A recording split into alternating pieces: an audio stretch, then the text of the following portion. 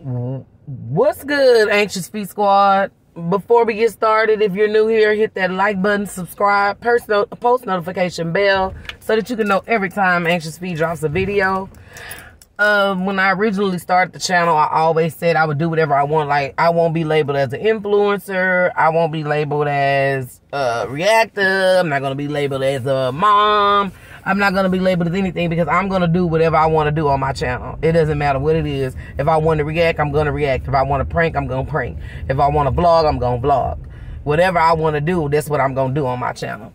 So today, I'm coming at you with a reaction for the Dirty D.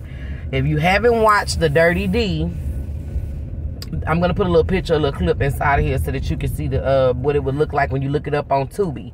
It plays on Tubi. Currently, there are only 6 episodes. I have watched all 6, and I'm ready to react to it. Like, really, really ready.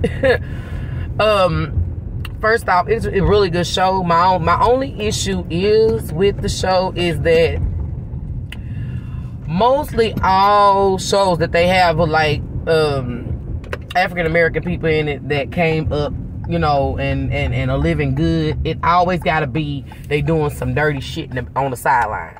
Why can't just never be we running this shit legit? You know what I'm saying? Well, it probably wouldn't make a good show if you did, but I'm just saying. So it has a man and his wife who have done really well for themselves on the business side, but they're also, you know, doing well. He's also doing some stuff under the table. I'm quite sure she know everything on it. But there's a lot of, like, the plot. You know, we've heard that plot before, guys. That we've heard that plot before. Nightclub owner's wife. You know, same old, same old. But it's a small show. One second, hold up, y'all. It's a small show. They just getting started. So I'm going to do this reaction and I'm going to share it around. Get a couple people to watch so they can go over there and check them out. It starts off showing them in they're opening up a new club. They're about to open up a new club. And they pick some bangers. I'm talking about they got some bodies in there. They got some nice bodies in there. And this show is not for the kids.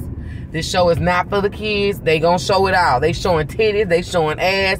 They showing it all. They didn't actually physically.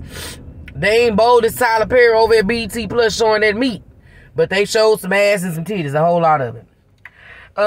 Another thing that made me laugh on there too, that I was laughing at is the scenes where they was about to drop down and get some head on somebody. Baby, that ain't the way you drop down and get no head on nobody. But it was entertaining. And I also feel that the show doesn't even need the sex scenes because the plot twist was good. This just goes to show you cannot trust everybody you think that you can trust. I started off the show thinking that the wife, you know, the wife was a motherfucker. She was a bitch, but she had rights to be one. Also, best friends don't be by shit. His best friend really, really, really, really pissed me off in the show.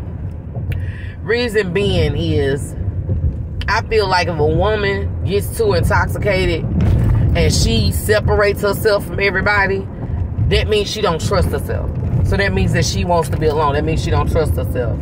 If you haven't checked it out, you'll go in and find. I'm not going to tell y'all every little scene because some people that's going to see this haven't seen it and they're going to go over there and see it. And I don't want to ruin it for them. But what I got out of that, you can't trust your best friend. My cousin also was watching it. She the one turned me on. And she was like, well, she did her best friend bad. So after I watched it, you know, I got to go to the hood side of it. Business aspect, street side. She did to her best friend what she should have done to her because her best friend should have kept her motherfucking mouth closed. Bitch, what the fuck? Why would you tell this hoe what you about to do? You know these motherfuckers some killers. You gonna tell her you about to turn her, you know her husband killed the man first off. Her husband didn't kill the man. Let's start there. Second off, bitch, why would you tell her you was finna do all that and you know this lady crazy? So she had the best friend. Bitch, you should have shut up. This street world. I mean, we talking street shit. We not talking about real life with broke people. So don't be talking about, oh, you cut the road, you do your best friend like that, bitch. Listen. If I was in that state and I had that kind of bread, my best friend would know her place. You don't, first off, don't come accusing my husband of a motherfucking thing because you don't know what happened. Because I'm going to give you my I look at it, on it before I end this video, what I think happened after I've thought through all the episodes. She goes on, after something happens to the dude she's dating, to tell her best friend that she's going to report them to the police. I'm going to report your husband, all illegal activity, this, that, and the other. She gets to tapping on her phone. First off, you think this woman's going to let you call the police on her husband for something that he didn't do, for one, because he didn't kill the boy.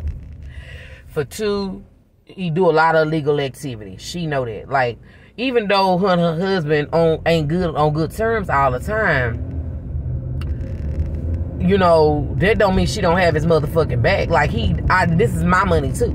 Like, my name on all this shit. You could call the laws on him till you blew in the motherfucking face and try to get him in trouble. But at the end of the day, my name on all this shit.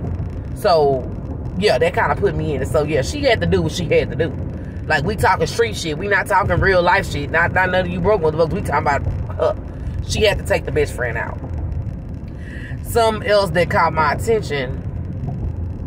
I mean, I don't understand why her husband was such a hoe monger. His wife was bad. I'm talking about that bitch was fine. Banging. Booty. Boom. He stayed bending her over in that office. But she didn't like that, and I understood why. I kind of similarly have went through something like that. You know, you want to be made love to sometimes. Like, bro, lay me down, undress me. Why? I mean, let the pussy marinate itself sometime. Instead of I always want to put your motherfucking hand up to it or rub up on it. Let that pussy marinate itself sometime. Don't you know us as human beings with emotions and bodies and shit like that? We all have a body, and our body is controllable. It's also controllable by the mind, you fool. Like, everybody think it's a touchy-feely thing. A motherfucker ain't got to touch me for me to think about what I'm going to do to him and get moisture. You see what I'm saying? Make love to the woman. You making love to her mind if you do it that way. Because her body is going to do what her mind wanted to do. You got to remember that. So she wasn't vibing with always being bent over. She was like, she want to be made love to by her husband. You know, her husband always bending over in office. That wasn't the only motherfucker he was bending over in that office. That's for shit show. Then we had, once the club got open, we had a couple of ladies. One friend was friends with, excuse me, y'all. My ear has been out for a week. And my nose is just confused because I just love work and the air's working there. So still my air ain't working at home, and although I got a window unit and all that stuff in there, it's not the same thing as, you know, it running consistently like it need to be running, so it's fucking with my nose. But anyway, there was also two ladies, Kira and India. They're friends. India turned Kira on to the fact that the club was open, so that's what made her come there. Kira's fiance is a police officer. Now, Kira's fiance eat trash. At first, I thought he was a good guy, and I didn't think he was a good guy, but she was giving him a chance because he made a mistake. And I too reflected on this. There's another part of this that made me reflect on something in my life, that when a person makes a mistake, if you say you're giving him another chance, you gotta actually be giving them another fucking chance. You can't be fucking bringing up the shit they did every minute. Like, it's not, that's not how shit works. That makes shit worse. So, she was doing that to him, but after what he did, I was like, fuck his bitch ass. Because, nigga, you still letting this hoe milk you. And then this bitch, like, bro, watch these bitches. The bitches be dirty. Because she was blaming the baby on him. The baby that she was blaming on him had 3 or 4 different fucking daddies. And then she also had an older child. And she was trying to say that child was his. At the end of the day, I feel like homeboy need a bunch of DNA tests. DNA test them little niggas. You don't even know if they your babies. She just running around here telling 2, 3 niggas they the daddy of the baby. She had one nigga paying child support for the oldest one. That hoe is trash. And that hoe is a hoe. And she, you know, he wanted to cut a deal with her. His name is Terrence. He wants to cut a deal with the baby mama. And in order to lock in this deal, the baby mama was like, you know what I want. You know what you got to give me. She want the dick. You know, I already had the dick. Like, bitch, ain't you tired of getting dick? You got 2 kids. Each one of them probably got 3 daddies apiece. Ain't you tired of getting the dick? But she wanted the dick because the bitch had then set her phone on the table. She was going to record it and send it to Kira. And I don't think that girl name is Kira. I think her name is Kaya. I'm going to have to go back and look at it. But she wanted to record it so that she could send it to the girl. And she did. She recorded, she sent it to her. And I was glad really she got that on out the way. The only thing I don't like is what happened next. Kira or Kaya went, you know, she started to go another direction. You know what I'm saying? Because she was so hurt by, you know, her boyfriend steady fucking with his baby mama. She went another direction and did something else, which I feel like she shouldn't have got herself caught up in it. But at the end of the day, you know, when somebody hurts your feelings, sometimes you go about it in the wrong way of the healing process of it. So her going to him was just like a little shell, because she really didn't have nobody, you know, she really was just really upset. She just, the comfort of it, all of it happening at that time. Now, something I'm not telling you is, the owner of the club, Brick, his wife, did not like Kira from the moment she started at the club, because she a hottie, she a baddie. Kira had that body. Now, the wife got that body, but Kira got that body and that face to go with it. She was cute. The wife face kind of strong, like manly, but she fine as fuck. She fine as fuck. So I think from the moment that girl entered the club, she was kind of jealous. She was kind of jealous. I think, I don't think it was more of a jealousy of her on her behalf. Oh my God, I got the hiccups. Hang tight. That guy's back. So, she was jealous of her from Giggle. I don't really think it's like a jealousy, body-wise. I think it's more so that her husband had caught her, she had caught him cheating so many times until every bitch that she seen that she knew was bad, she was like, but the kickoff was the bitch that she liked, that the girl Honey was fucking her husband right up on her nose. She didn't even notice.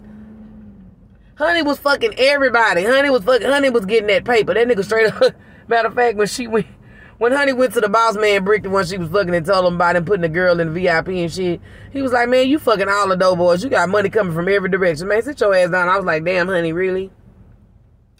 Honey even had the goddamn, I was like, what do you have again? What do you not like about this girl? Like, did you just feel her vibes? I mean, did you just think she was sexy? I mean, what did you think? Because Honey had the bartender to then put some inside of India's drink so she can poison India. And I'm thinking all the while she was just trying to stop India from making some money. She wanted her in the back. All the while she drugging India so she can go back there and molest her. I don't call it rape. I'm going to tell you why I don't call it rape.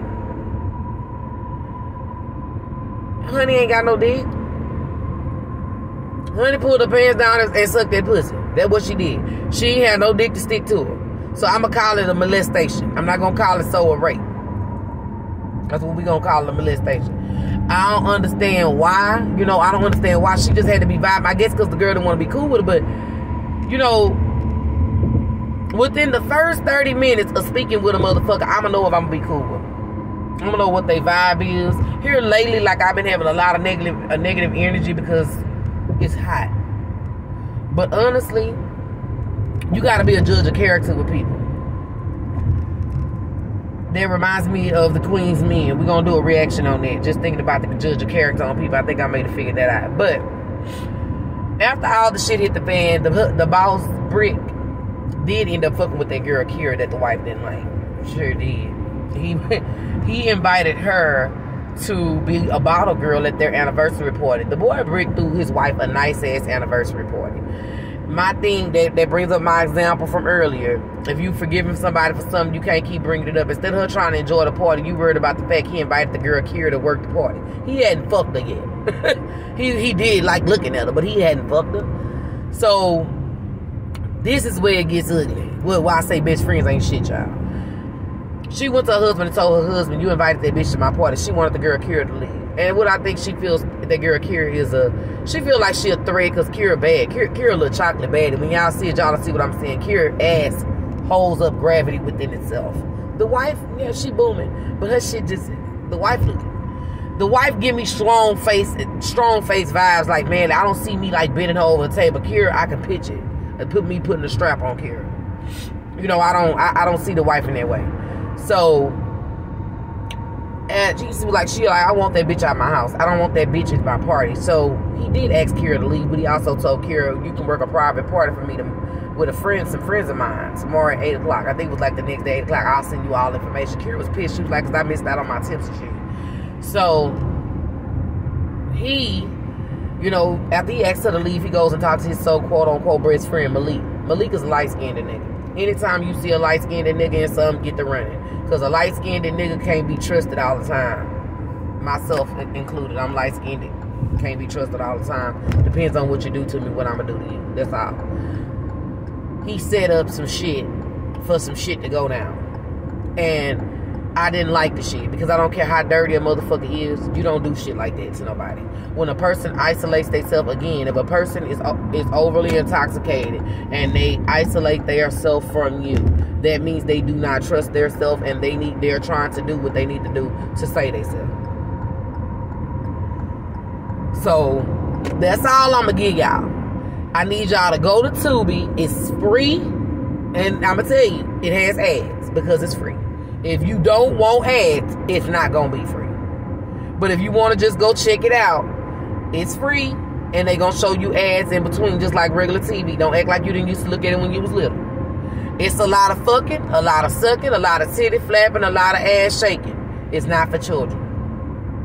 It's not for children. I repeat, The Dirty D on Tubi is not for children. It has 6 episodes of The Dirty D on Tubi. They are between, I'll say, they're between about 30 to 40 minutes long, each episode. So you guys can check that out. You guys let me know how I did on this reaction. Is there more reactions to come? We're going to do one on The Queen's Men, one of my other favorite shows. I kind of want to do it. I don't even know for sure if the Dirty D season is over with or not. But I know it's 6 episodes that will keep y'all locked in. Now, the quality of it ain't, the quality of the recording ain't that good. It's like an old school flick that was recorded. Do you remember them old video? I'm talking about old video VHS tapes flicks. That's how that bitch recorded. It looked like it was recorded with the little Medicaid phone.